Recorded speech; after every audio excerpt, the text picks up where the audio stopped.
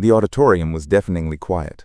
Thousands of eyes fixed on the stage, where golden tassels swayed under bright lights. At the podium stood a young man, cap slightly askew, his graduation gown crisp, but his hands trembling. Beside him, an older man in a worn jacket, gray hair thinning, gripped his hand tightly. The crowd didn't know why this janitor, with his calloused fingers and faded name tag, stood there, tears streaking his weathered face. 20 years ago, in a cold school hallway at midnight, this same janitor had knelt beside a sobbing boy, a kid with no coat and a bruised cheek, whispering words that would change everything. Now, here they were, hands clasped, the graduate's voice breaking as he spoke. "This man saved me when the world forgot me." The crowd gasped, some wiping their eyes, as the story began to unfold. A story of a single moment of kindness that stretched across 2 decades, binding a janitor named Amos and a boy named Eli in a bond stronger than time. Amos had no family, no wealth, just a mop and a heart that refused to look away. Eli, now a doctor, had fought through years of pain to stand here, and he hadn't forgotten the man who gave him hope when he had none. The microphone caught Eli's words, clear and steady. "You don't need to be rich to change a life. You just need to care." The crowd erupted, but Amos only squeezed Eli's hand tighter, his eyes on the floor, as if he still couldn't believe he mattered. Back then, in that dark hallway, Amos had found Eli curled up by a radiator, his small body shaking from cold and fear. The boy's mother hadn't come to pick him up, and the school was empty except for Amos finishing his shift. He could have walked away, most would have. But Amos sat down, offered his thermos of coffee, and said, "You're not alone, kid. Not tonight." That night, Amos gave Eli more than warmth. He gave him dignity, a spark that would carry him through foster homes, late-night studies, and a world that often turned its back. Now at the podium, Eli's speech was a thank you, not just to Amos, but to every unsung hero who chooses compassion over convenience. The crowd was on its feet, clapping, crying, but Amos just stood there, his hand in Eli's, the weight of 20 years lifting with every cheer. This wasn't just a graduation. It was proof that kindness doesn't fade, that justice finds its way, and that a janitor's heart can rewrite a life. The midnight kindness, the school hallway smelled of bleach and old wood, the fluorescent lights flickering as Amos pushed his mop down the corridor. It was past midnight, his shift nearly done, when he heard it, a soft, choked sob echoing from the far end. He paused, his hands tightening on the mop handle. Most nights the school was empty, just him and the hum of the heater. But tonight, something was wrong. He followed the sound, his boots squeaking on the polished floor, until he saw a small figure curled against a radiator. A boy, maybe 8, with no coat, his sneakers soaked from the rain outside. His face was buried in his knees, but Amos could see the bruise blooming on his cheek, purple and fresh. "Hey, kid," Amos said softly, kneeling down, his bad knee creaking. The boy flinched but didn't look up. "You okay?" No answer, just another sob. Amos set the mop aside and sat on the cold floor, ignoring the ache in his back. He pulled his thermos from his lunch bag, poured steaming coffee into the lid, and slid it toward the boy. "It's warm. Take it." The boy's eyes flicked up, wary but desperate. "My mom, she didn't come," he whispered. Amos nodded, no judgment, just listening. He didn't know the boy's name. Eli, he'd learn later, but he knew that look, the kind of loneliness that cuts deeper than any bruise. "You're not alone tonight," Amos said. He stayed there, talking about nothing, baseball, the weather, until Eli's shoulders stopped shaking. When the boy's eyes grew heavy, Amos draped his own jacket over him and waited. Hours later, a social worker arrived, her face tired, but kind. Amos didn't say much, just handed Eli over with a nod. As the boy left, he looked back, clutching the jacket, and Amos felt something shift inside him, like a stone settling in a riverbed. He didn't know it then, but that night would echo for 20 years. The janitor's world, Amos, lived in a one-room apartment above a laundromat. The hum of dryers his lullaby for 30 years. At 55, he was a man of routine.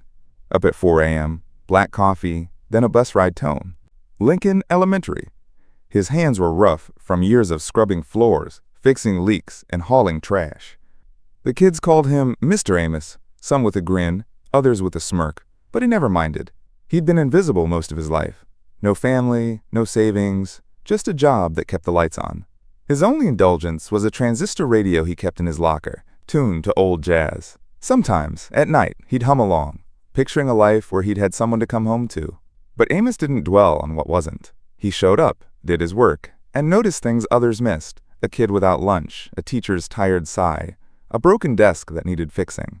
He'd grown up in foster care himself, shuffled between homes, so he knew what it felt like to be unseen. That's why he'd sat with Eli that night, why he'd given him his jacket. It wasn't heroism, it was just what you did when someone was hurting. At the school, the principal barely acknowledged him, and the other janitors kept to themselves. But Amos didn't need praise. He found purpose in the small things: a clean hallway, a kid's shy "thank you."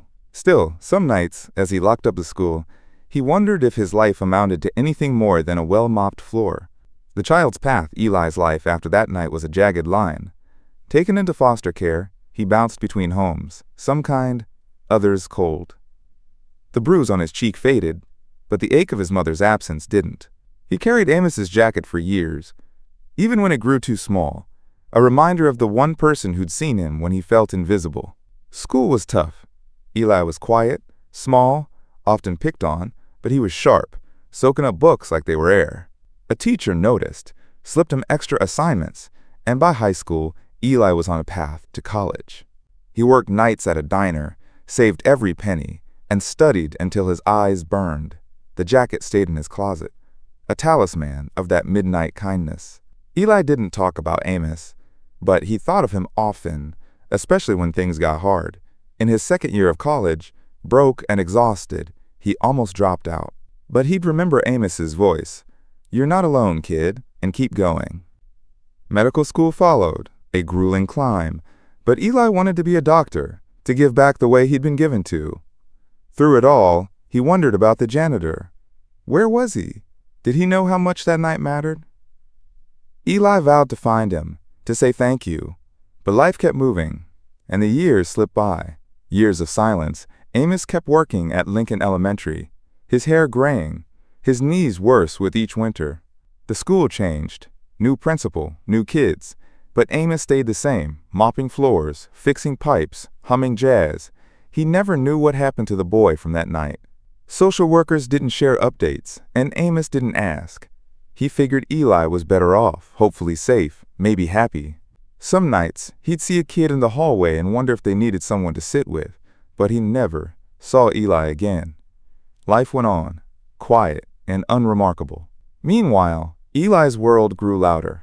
Med school exams, hospital rotations, late nights memorizing anatomy. He graduated top of his class, landed a residency, and started building a life. But the jacket stayed in his closet, a quiet reminder.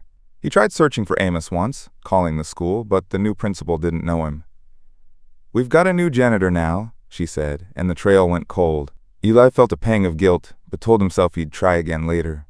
Years passed, and the distance between that midnight hallway and their separate lives grew. Yet neither forgot. The janitor who gave a kid hope, the kid who carried it forward. The reunion. Eli was 28, a resident at St. Luke's Hospital when he found Amos. It started with a patient, an old teacher from Lincoln Elementary, who mentioned Mr. Amos, still working nights at a community center. Eli's heart raced. He drove to the center that evening, his white coat still on, and there was Amos, sweeping the gym floor, humming softly. "Mr. Amos?" Eli called, his voice catching.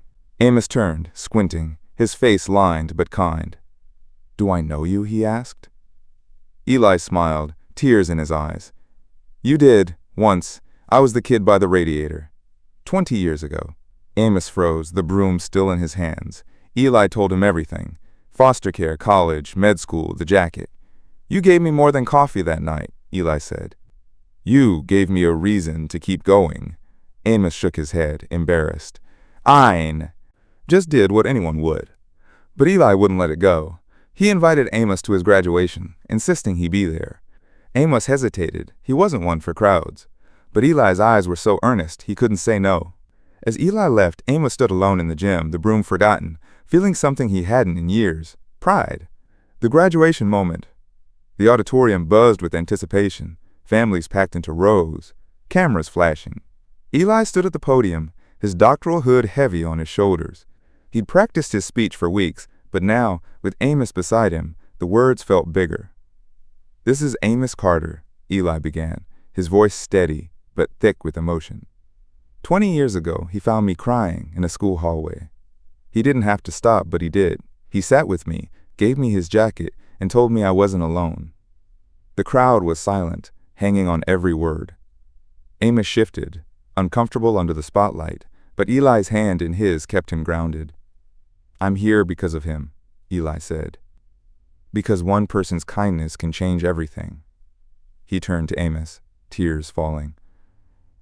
"Thank you," the crowd erupted, standing, clapping, some sobbing.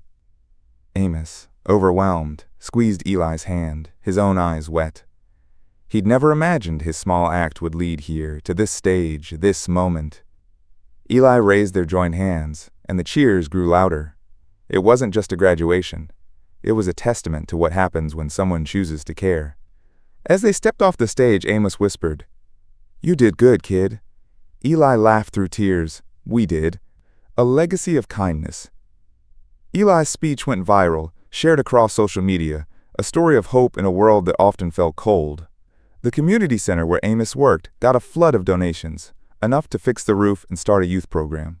Amos, still shy, became a quiet hero, though he'd wave off the praise.